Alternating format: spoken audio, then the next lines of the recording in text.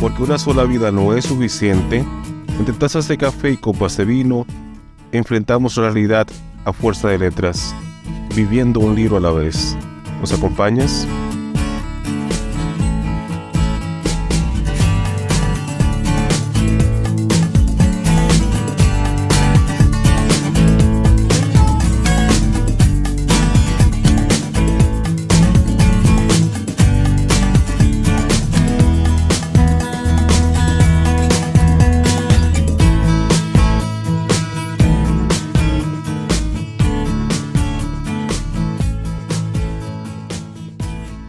Conversamos con José Martín Paulino sobre su libro de cuentos Cuaderno de Serpientes.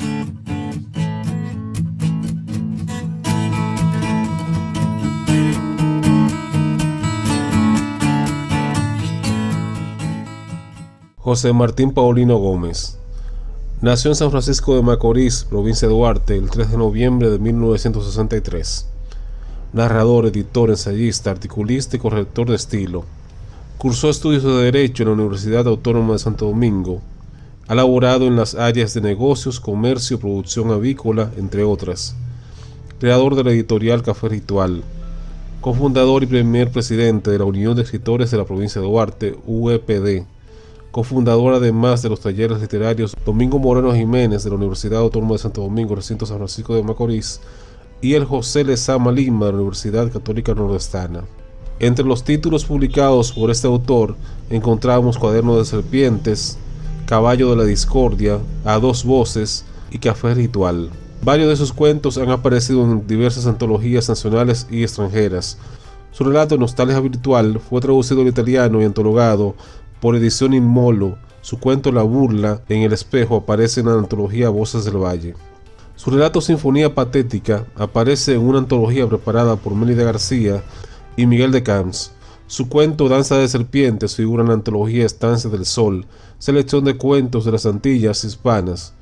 Su texto Un Milagro para Emilio aparece en la antología Ruptura del Límite, preparada por Avelino Standi. Su relato Apostasía es recogido en la antología En Tránsito, editada por Editorial Amargor, cuyos textos fueron reunidos por el escritor Nan Chevalier.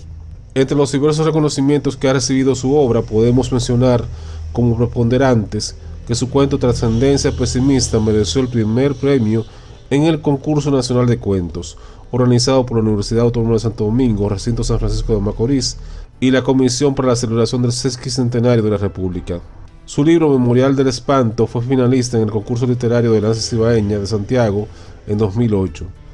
Sus aportes literarios han sido reconocidos por el Ayuntamiento Municipal de San Francisco de Macorís y por la Gala Franco-Macorizana en 2014. También por el Equipo para la Creación y Fortalecimiento de Bibliotecas Incorporada, entre otras. José Martín Paulino ha sido jurado en varios concursos de cuentos y poemas, ha presentado numerosos libros de otros autores y ha dictado varias conferencias sobre asuntos literarios, como por ejemplo sobre la producción cuentística del escritor franco-macorizano Ricardo Rojas Espejo y sobre la novela Ritos del también destacado escritor de San Francisco de Macorís, Héctor Amarante. Esta última efectuada en el marco de una de las ferias del libro en Santo Domingo. En 2018, en la Feria del Libro de Cotuí, dictó la conferencia La evolución de la literatura en la provincia de Duarte. En el periódico local El Jaya inició una columna sobre temas literarios, políticos y culturales, la cual trasladó al periódico digital acento.com.do y mantuvo durante más de 3 años.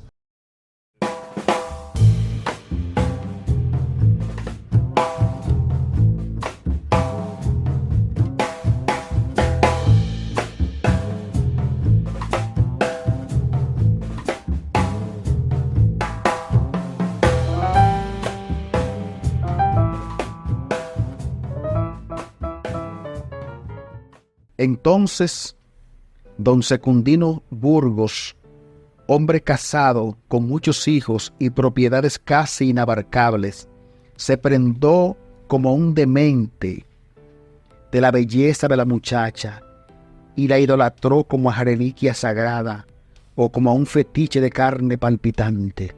Le puso casa y la colmó de otros regalos a la vista del asombro general. Pronto todo el lugar la nombró como la niña mimada de don Secundino, aprovechando la elocuencia de su carne sobre su envejecido dueño Ella le pidió que la llevara al Valle de la Desolación, donde residían los maestros más competentes en la magia oscura. El hombre accedió sin reparos y Ramona Peralta descendió a la ciudad soñada. Allí se inició en el ejercicio de la alta hechicería. Participó en rituales insólitos en los que danzó hasta la última fase del trance paroxístico y junto a otros feligreses disfrutó de la degustación de varios corazones de gallinas negras y algún que otro cabrito. Aquellos manjares estaban aderezados con abundante provisión de clerén, que ella bebía con prodigalidad y con más resistencia que un varón iniciado. También fumaban interminables cantidades de cigarros, cuyos humos provocaban desmayos aparatosos, que no detenían la danza ni los golpes de manos contra los atabales.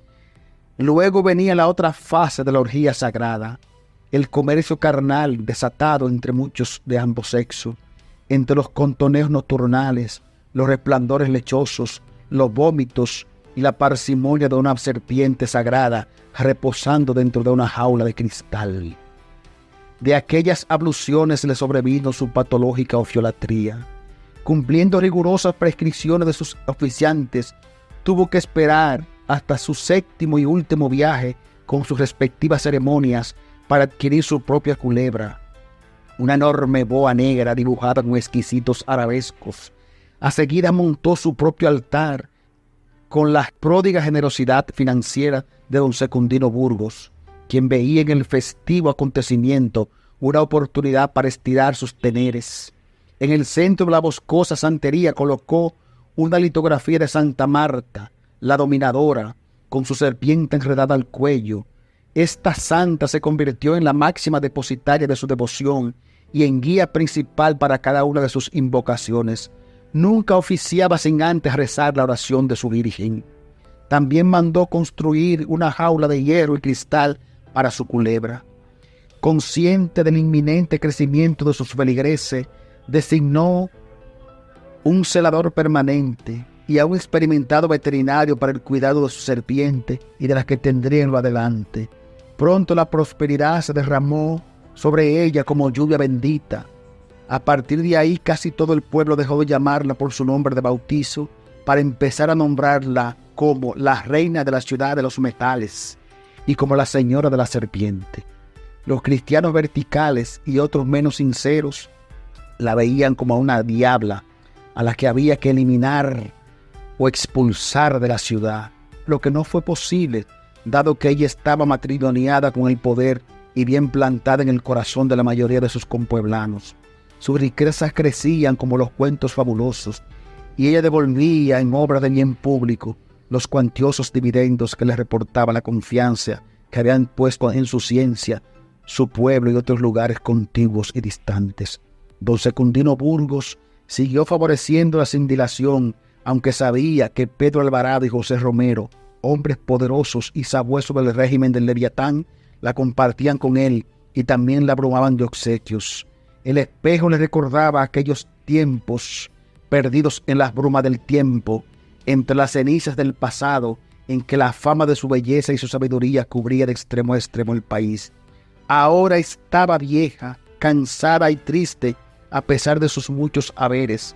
El recuerdo de los acoplamientos físicos con aquellos hombres voraces y dominadores incrementaba su sensación de ruina, de cosa acabada. Pensaba en la tristeza de su serpiente y en la suya. Pensaba en las muertes de aquellos hombres, sus hombres, cuando ella todavía rebosaba de ganas, de vida. Pedro Alvarado enloqueció cuando por conveniencia política ella le retiró su amor. El despechado se aplicó a la infamia de eliminar cuantas culebras, perros y gatos negros encontraba a su paso, procurando con ello destruir o disminuir el poder de su antigua dueña. Un devoto de ella lo emboscó en una cueva que le servía de guarida y lo apabulló a tiros. José Romero fue mutilado como carne para expendio por un grupo de rebeldes 3 días después del magnicidio del Leviatán. Por último, Secundino Burgos, presa de una fiebre sin razón, aunque algunos la atribuyeron al bajido de la serpiente de su querida, deliró hasta el último día en que expiró, rodeado de su esposa y sus hijos, quienes mascullaban conjuros y maldiciones contra la bruja que había provocado la muerte de su deudo. Y bien, así iniciamos un nuevo episodio de Lectura Literaria Papel Maché, un podcast dedicado a la difusión de la literatura desde la República Dominicana. Ustedes escucharon al principio un fragmento de uno de los cuentos de Cuaderno de Serpientes, un libro escrito por José Martín Paulino, a quien damos la más formal bienvenida, que nos acompaña aquí en el estudio donde grabamos este podcast y nos honra con su presencia aquí. Martín, ¿qué tal? ¿Todo bien? Muy bien, Edward. Buenos días. Gracias por darme la oportunidad de interactuar con tus seguidores. Encantado, a tus órdenes. Qué bueno. Martín, vamos a entrar en materia de inmediato, haciendo una pregunta que siempre acostumbramos a hacer a quienes vienen por primera vez al podcast, que es cómo fue su acercamiento a la literatura, cuando usted se dio cuenta que podía crear literatura y cuáles han sido los hitos más importantes de esa trayectoria literaria. Bueno, yo siempre supe desde la adolescencia en que comencé a leer que alguna vez iba a escribir. No necesariamente que iba a ser escritor de oficio, pero que iba a escribir. Pero pensaba básicamente en artículos políticos, históricos, en consideraciones sobre diversos temas. Aunque leía poesía y leía cuentos y así. Pero cuando llegué a Santiago, que estudiaba en el Liceo Onésimo Jiménez, que hacer el bachillerato, como lo he contado en otras ocasiones, el profesor Aulio Ortiz de español entró leyendo al aula un fragmento de la novela 100 años de soledad de García Márquez.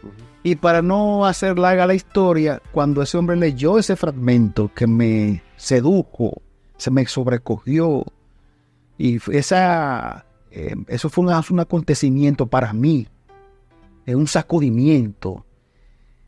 Y yo llegué a la casa de mi tío, Augusto, con quien yo residía en Santiago, y le dije, cómpreme esa novela.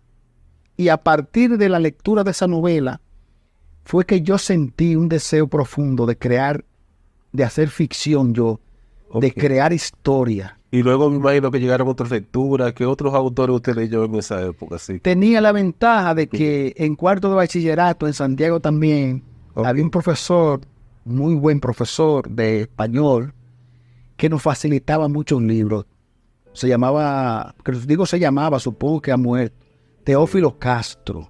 Estamos hablando de qué época, eso fue en los 70. 80, por ahí, 82, por ahí más o menos 84. Entonces, nos facilitaba muchos libros. Era un profesor de literatura dominicana. Y cada vez que él iba a hablar de un autor dominicano, llevaba sus libros al aula.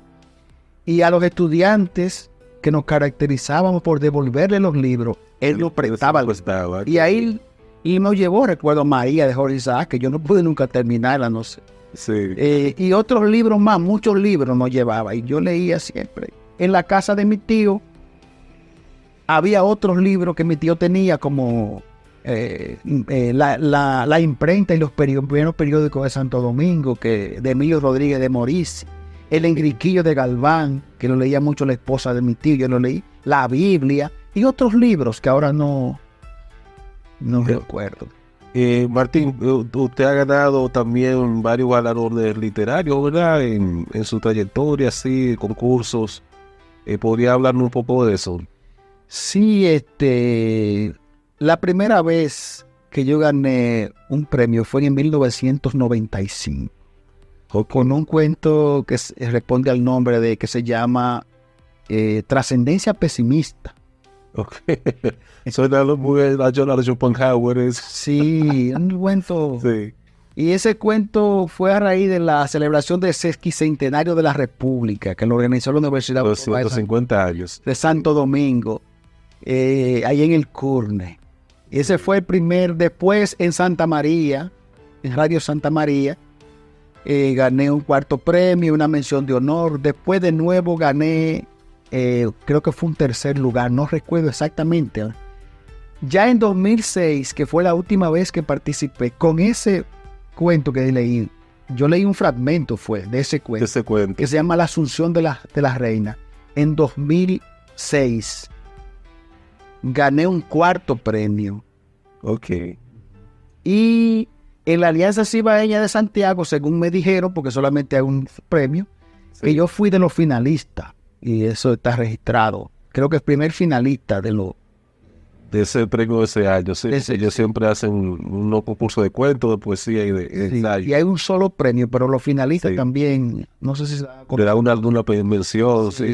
En otra ocasión también el grupo León Jiménez quiso apoyar unas iniciativas en San Francisco, en la UAS, para darle seguimiento a un concurso de cuentos, Ujú. como en Santa María, pero eso se cayó. Pero en esa versión yo gané un tercer premio con un cuento que se llama No hay mal que por bien no venga, Estela. Estela. Sí. Y Ok. claro, el hito más importante es más satisfactorio, el premio anual de cuentos José Ramón López en 2020. Eso lo entrega el Ministerio de Cultura. Exactamente, con el libro que responde al nombre de Antes de que la casa se derrumbe. Sí, que tenemos que después hablar de ese libro, pero eso será en otra ocasión. Claro. Pero hoy vamos a hablar del Cuaderno de Serpientes. Sí. Que vamos, ¿y por qué ese interés por el cuento? O sea, a usted le llama la atención ese género, aunque no ha experimentado con la novela también. Sí, yo he trabajado la novela, o sea, Ok, tengo una novela incluso que no, en Amazon, yo mismo no la he comprado. Pero, y tengo otra novela por ahí, pero yo leía más novela que cuentos. Y que poesía incluso, porque yo leía mucha poesía, muchos cuentos y muchas novelas, pero leía más novelas. Siempre buscaba la novela como que me planteaba un desafío mayor, un deseo de abarcar muchas cosas, una necesidad de muchos conocimientos que a veces pensaba en el cuento, con el dominio de ciertas cosas, con una simple historia, yo puedo construir un mundo, aunque pequeño. exacto. Entonces por eso comencé a escribir cuentos. Al mismo tiempo que trabajaba una novela, pero comencé a escribir cuentos poco a poco. Y así se fueron agrupando una serie de textos que agrupé, valga la redundancia, que reuní en un libro llamado La burla en el espejo. Ok. Entonces, háblame un poquito del proceso creativo de los cuentos y también de la novela, puede ser. ¿Qué técnica usted usa? ¿Usted define, usted arma el esqueleto, como se dice, la escaleta con los diferentes pasos que va a ir dando la trama? ¿O usted se deja llevar, como muchos editores que se dejan llevar por la historia y en función de eso van escribiendo y haciendo cambios en la trama? ¿O ya sabe, o tiene bien definido cómo va a terminar? Háblanos un poquito de ese proceso. A mí me interesa mucho ese asunto porque Sí. mucha gente que se supone que tiene mucho más conocimiento que uno y más conciencia de la ciencia, Sí, siempre teorizan sobre el asunto y el mismo Juan Box hablaba de la técnica del cuento y todo la eso. técnica que de lo que te dice el autor debe saber de dónde parte y hacia dónde va. Sí, Y es verdad de alguna manera, pero no es 100% verdadero. Hay historias que tú puedes construirlas, que a mí me pasó, sin tú saber exactamente el final, porque tú puedes comenzar una historia con 3 o 4 posibilidades de finales. exacto. Y es posible que al final, valga la redundancia, el final sea otro. Ahora, ¿qué sucede? No se llega bien del todo así al cuento. ¿Cuál es la manera de llegar mejor al cuento? A veces uno se deja llevar, porque en el dejarse llevar hay un aliento a veces exquisito de la prosa, Sí, más que cuando hay un cálculo. Ahora, ¿qué es lo que hay que hacer para que el cuento funcione mejor? Volver a hacer el recorrido. Volver de nuevo desde el punto de origen hasta el recorrido. Entonces, algunos baches, algunos desvíos, algunos meandros, hasta hacer el cálculo total y absoluto de que el cuento quede preciso. Pero no es necesario 100% saber exactamente hacia dónde se va. Ahora, cuando tú haces el recorrido de nuevo, el lector se da cuenta del trayecto, de que el trayecto quedó limpio, sí. pero no necesariamente hubo que partir. Voy hasta aquí, llego hasta aquí, llego hasta allá. O sea, Pero como que todo va conduciendo a ese final, o sea, ya... y tú puedes darte cuenta al final que un final conviene más que otro.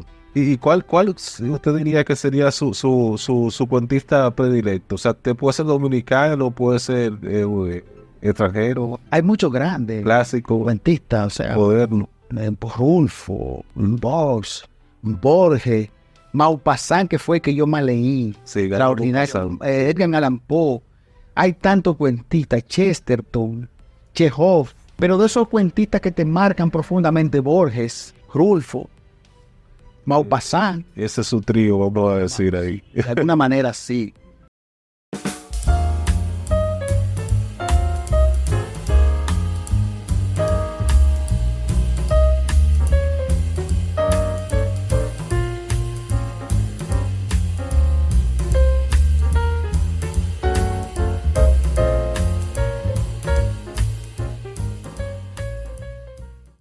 Ahora Emilio y Herminia recuerdan con memoria juvenil el día en que don Secundino Burgos les propuso que se mudaran para Ciudad Paralela, bajo el criterio de que allá la tierra era menos ingrata y que en ese lugar se morirían de hambre.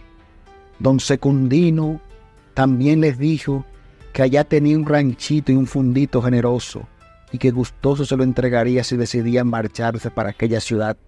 Herminia quiso resistirse, pero Emilio la convenció sin muchos argumentos. De inmediato la mujer se puso a preparar los enseres indispensables para la partida. Ofelia y Petronila, las dos pequeñas, no tenían el grado de conciencia suficiente para probar o rechazar aquella aventura que sería la oportunidad de sus vidas. Con el dinero de la venta del último cerdo que les quedaba, Emilio alquiló un camioncito cloqueante, renqueante y carabélico, y incluso la pequeña familia se marchó a Ciudad Paralela. El viaje fue largo y torturante para Emilio y su mujer, pero las niñas, en cambio, iban relajadas y alegres, como si para ellas el final de aquel viaje fuese el cielo. Por suerte para el chofer y los viajeros, el enfermo aparato llegó sin contratiempo hasta el lugar donde se iniciaba un estrecho y largo camino que los extranjeros debían caminar a pie o a lomo de bestias. Pero como no disponían de otro medio, tuvieron que utilizar el primero. Antes, Emilio le entregó al conductor el importe acordado y éste se marchó de inmediato y a toda prisa, llevando en la conciencia el remordimiento de haber abandonado a aquella familia al borde del infierno. Al inicio del camino había una sola casa, más precaria que la que ellos habían abandonado. De la vivienda afloró una mujer de aspecto magro y mirada volátil. De inmediato Emilio la abordó. «Señora, es por aquí por donde se llega a un rancho que hasta hace poco habitaba un hombre llamado Secundino Burgos». «Sí, es por ahí. Y queda muy retirado. Queda exactamente al final del camino, un poco más allá del río. Del otro lado está el pueblo». Todos guardaron silencio. Luego la insólita mujer preguntó: «¿Y qué los anima a ustedes a trasladarse a ese lugar, de donde todos los extranjeros regresan abatidos y solo con ánimo para morirse?» Nadie contestó. Con el ánimo a ras de tierra, Emilio miró el rostro mudo y frustrado de Herminia y a las niñas que parecían más felices que de costumbre. El hombre solo tuvo fuerza para preguntarle a su interlocutora: «¿Usted puede aguantar nuestros trastos aquí hasta que yo vuelva por ello hoy por la tarde o mañana temprano?»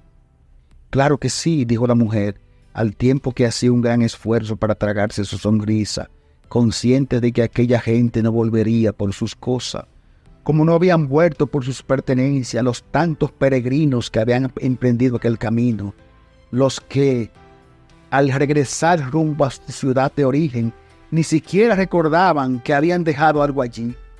«Vayan con Dios», volvió a decirle a los forasteros, al tiempo que se iba introduciendo en su refugio como un animal en su madriguera. Emprendieron el camino hacia el destino trazado porque no podían retroceder. Si el camioncito y su chofer hubiesen estado allí, con toda seguridad habrían regresado, pero era tarde. Caminaban, el sendero era largo y flaco, tapizado por un polvo ocre y con abundantes trozos de tierra endurecido como el alma del lugar. Emilio y Herminia iban silenciosos, mirando sin ver los árboles delgados, pequeños y espinosos, y sólidamente maquillados por el talco amarillo del camino. A lo interno de la mujer crecía un volcán de reproches contra el marido, quien iba pensando en cómo conseguiría el dinero para el rápido regreso. Las niñas, en cambio, iban felices, a veces deteniéndose a dibujar geometría sobre el polvo, o a imitar los cantos tristes de algunos pajarillos que parecían agonizar de hambre y sed. A pesar de sus caritas quemadas como frutas al sol, las niñas resplandecían de alegría. La tarde moría sofocada por las primeras sombras de la noche, cuando llegaron al rancho que les había cedido don Secundino. Casi moribundos por el hambre, la sed, el cansancio y la insolación, se derribaron unos sobre otros en un rincón de su nueva casa. A pesar de la muerte del día, Herminia sentía que el calor que aprisionaba aquella casa probablemente fuese más avasallante que el que albergaba el infierno que allá, en su ciudad de origen, predicaba el cura Pelagio Almonte. Emilio y su mujer todavía no se habían dirigido palabra desde el momento en que emprendieron el trayecto a pie. Mientras el hombre sentía pena y frustración, a Herminia el rencor contra Emilio le había amordazado la lengua y el corazón. Y las lágrimas, que tal vez no hubieran servido para lavar aunque fuese un poco sus pesares, no asomaron a sus ojos como si el sol del camino le hubiera bebido el agua del cuerpo. Martín, yo sé que a veces a un escritor se le hace como un poquito difícil decir cuáles son los temas recurrentes de su obra, o sea, porque tendría que a veces leer su obra como si fuera un tercero, o sea, como alguien que lo lee, que lo ve desde fuera. Pero usted puede decirnos más o menos cuáles son esos temas que una y otra vez van apareciendo en sus cuentos, en su novela. A veces los temas se entremezclan, pero el tema esencial de los cuentos míos es la muerte. La muerte. En el desenvolvimiento de esos temas puede participar el amor, el tiempo, muchas otras cosas, pero la muerte es esencial. La derrota del sujeto ante esa realidad de la muerte. Okay. Es el tema básico de mis relatos, creo yo, porque a veces otra gente ve algunas cosas. Exacto. Sí, a veces un tercero puede ver cosas que uno mismo no ve, lo que uno escribe. Sí. Pero, por ejemplo, gente que ha escrito sobre su obra, ¿qué otro tema ha podido identificar o qué cosa interesante han podido ver? Bueno, no memorizo ahora muy bien. Alguna gente ha escrito cosas positivas de mis libros, otros no han dicho nada. A veces no he esperado una opinión de alguien que nunca llega, pero la gente que ha hecho un ejercicio que yo valoro mucho. Sí. El caso de José Carvajal, que es una gente... Sí, nuestro amigo. Nuestro amigo José Carvajal, una gente con una formación intelectual extraordinaria y que ha hablado muy bien de mi libro, sobre todo Cuaderno de Serpiente. Nuestro joven amigo Vladimir Ramos, que ha escrito sobre Cuaderno de Serpiente, sobre mi narrativa. Pienso ahora en el joven Olfil Alexander Guzmán Méndez, que también ha escrito sobre mis libros. Pero básicamente de los temas han hablado de la técnica, del manejo, de cómo yo planteo las historias, más que de los temas propiamente que yo abordo en los libros. Hay que decir que aparte de ser un escritor, narrador, Martín también se dedica al mundo de la edición, del mundo editorial, ¿verdad? Sí. Háblanos un poquito de esa experiencia como editor, corrector de estilo y responsable de que el libro llegue a manos del lector, ¿verdad? Sí. El trabajo del editor a veces pasa desapercibido, pero es esencial, ¿verdad? Claro. Para que un libro llegue. Uno se siente bien cuando le pregunta cosas de las que uno le gusta. Sí. A mí me gusta hablar de esa experiencia de editor. ¿Cuándo comenzó usted a trabajar así, más o menos seriamente? Sería al final de 2018, ese principio de 2019. Yo comencé ese ejercicio de editor y lo comencé después de tener una experiencia contigo y con Kivian. Sí. Trabajamos un tiempo. En papel maché. De hecho, este podcast se llama Textura Literaria Papel Maché por la editorial. Sí, exacto. Eso tiene una historia muy bonita porque recuerda cómo nos conocimos y en la feria de involucramos de tener. Sí. En eso después, bueno, por razones de la vida, ustedes siguieron editando, yo me aparté un poco y se me ocurrió esa idea de formar esa editora. Exacto. Entonces yo tenía una columna en Acento, la tengo todavía, porque yo sé que conmigo Que se llama Café Ritual. Café Ritual, y que puedo hacer uso de ella como yo quiera, pero ha habido un tiempo que no escribo, en estos días publiqué un artículo. Entonces, Café Ritual, por lo que el café significa para mí en términos... Y para los escritores en general, o sea, yo no conozco un escritor que no le guste el café. Sí, entonces... Es como que van de la mano el café y el hecho de leer o escribir, como que van, como que uno se pone a leer y una taza de café. Sí, eso como que eso. Sí. Porque para mí tiene una gran significación, por mi tiempo en que yo condeaba, que yo andaba en el conde que tomaba café en el Palacio de la Esquizofrenia. O aquí en San Francisco, en el Polo. En el Polo. Sí. Yo voy a lavar el Polo a tomar café. Claro. Bueno, y entonces se llamaba Café Ritual. Yo decidí designar la editora con ese nombre, Café Ritual, como era mi columna en Acento. Y en eso me acompañó un amigo que me entusiasmó mucho. Pues yo estaba como un poco así, ¿lo voy a hacer? No lo voy a hacer. Entonces, que fue Juan Fermín Castillo. Mira. Sí, nuestro amigo Fermín. Fermín. Y me motivaba y mira esto, y me proponía, me hacía propuestas para el logo, me decía esto, me decía aquello. Bueno, hasta que decidí formar la editora. Entonces después vino el problema del logo, que no nos gustaba, que aquello. Pero apareció un señor a quien yo le agradezco muchísimo y quiero hacerlo público ahora. Sí.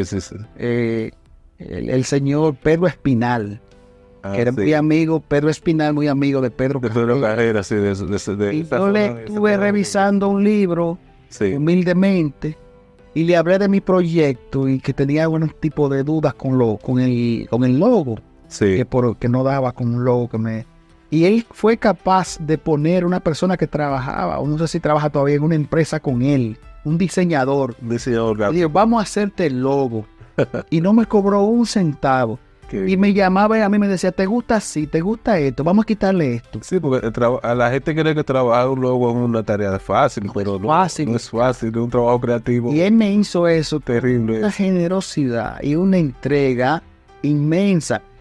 Y decía, ¿te parece bien, Martín? Cualquier cosa tú me dices, hay que cambiarle. Hasta que dimos con el logo y la editora está ahí trabajando. ¿Y qué tipo de material ustedes más trabajan? ¿Narrativa? Poesía, ¿qué tipo de...? Todo lo que material. Pero básicamente, bueno, poesía, cuento y novela es lo que más hemos trabajado. No quiere decir que no aparezca algún libro de historia, algún texto didáctico, etcétera, pero básicamente poesía, cuento y novela.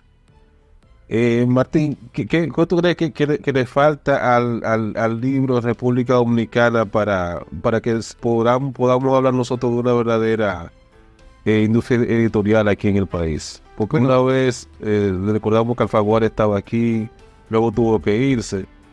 O sea, me imagino que por el tamaño del mercado dominicano, una serie de cosas que se dieron, de que le adquirió una editorial más grande. Pero hay condiciones en el país, o tendríamos que seguir soñando que eso va a llegar algún día. Yo no manejo muy bien esos asuntos propiamente, pero es un asunto que es fundamental y no sé, la falla esencial está en cómo se hace la promoción y la difusión. Cómo se puede romper ese círculo vicioso, ese empantanamiento que hay, ese estancamiento que hay, porque aquí hay buena literatura. Y el primer elemento es el pesimismo. Cuando se hace una editorial en un país, no se hace contando con el mercado de ese país, aunque sea un país grande. Se hace con la internacionalización del libro. Entonces, aquí se puede hacer y hay que hacerlo porque estamos más estancados incluso que Puerto Rico. Yo a veces pienso que hasta Haití, no sé. Es un problema grave que tenemos. Y uno de los problemas graves, ¿sabe cuál es? Que los escritores dominicanos no se leen entre ellos y se desconsideran mucho entre ellos. Bueno, este podcast, una de las ideas centrales, el leitmotiv, como se podría decir, del podcast, es que los escritores dominicanos se den a conocer, que sepamos con qué escritores contamos y que cualquier extranjero pueda ir al canal de YouTube que tenemos, o a iVoox, o Spotify, y ver más o menos qué se está haciendo a nivel literario en la República Dominicana ahora. Claro. Entonces hay que hacer el esfuerzo de cómo proyectar la literatura dominicana.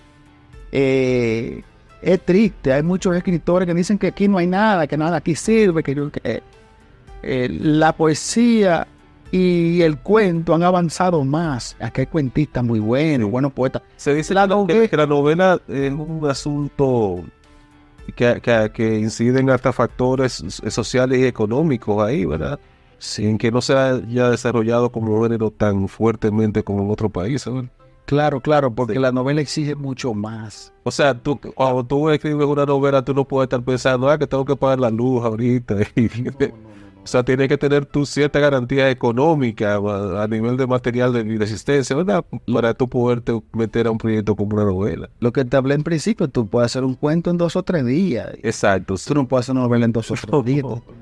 La novela Claro. exige mucho tiempo, Mucha mucha investigación, mucha Tiempo. experiencia.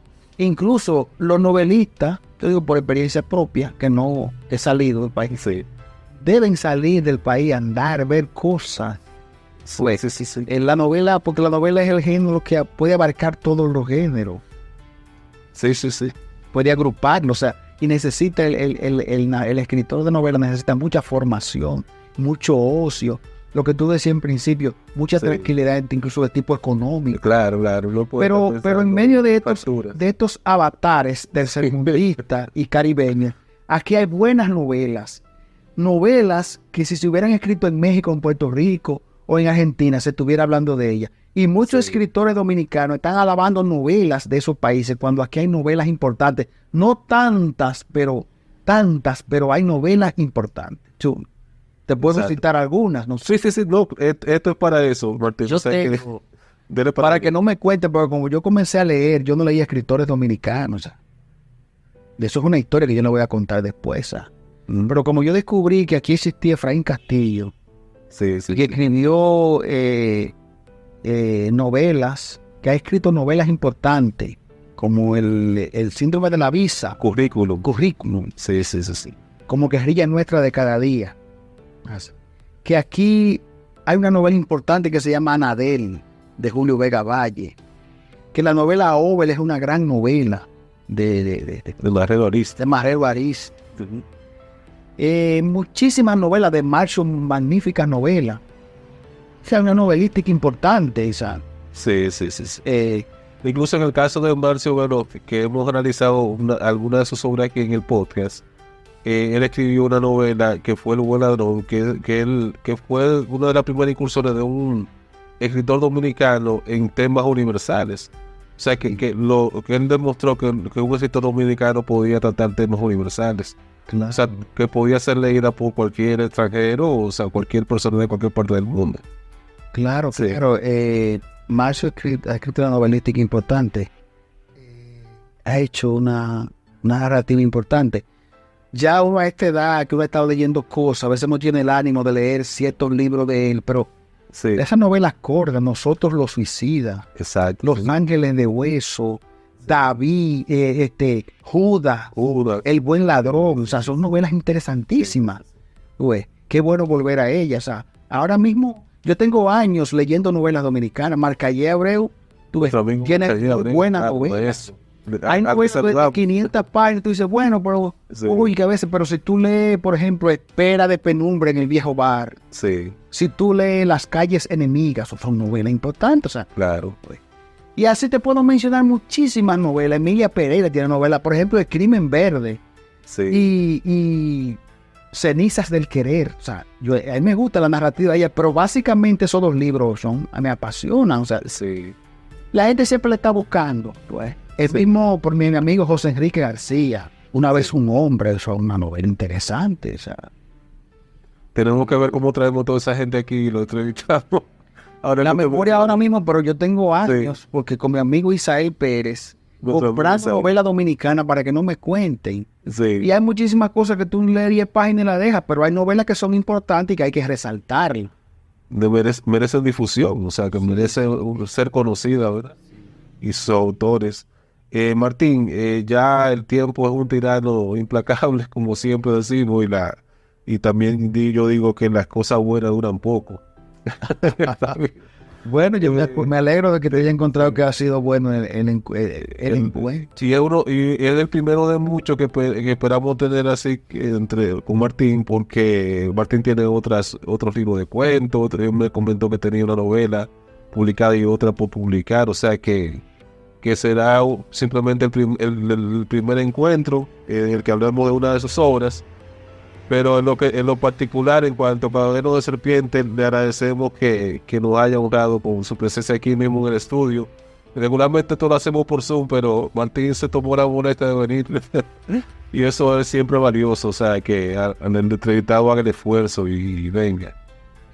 O sea que las puertas seguirán abiertas, Martín, para en cualquier momento volver a hablar de una de sus obras. Bueno, Edward, muchas gracias, yo encantado. Sí. No solo porque, por muchísimas razones, muchas cosas que nos unen, la pasión por la literatura y el conocimiento. Así es. Yo te agradezco inmensamente y quiero decir que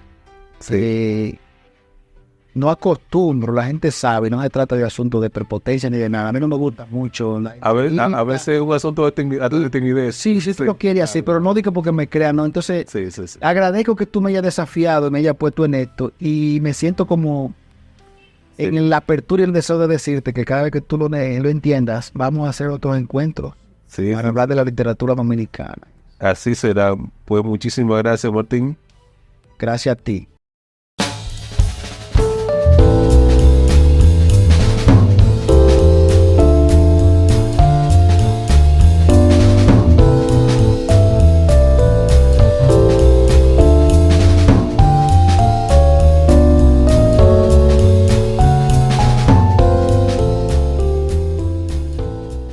Y así concluye una entrega más de Tertulia Literaria Papel Maché. Agradecemos que nos hayas acompañado y te esperamos en el próximo episodio para seguir viviendo un libro a la vez.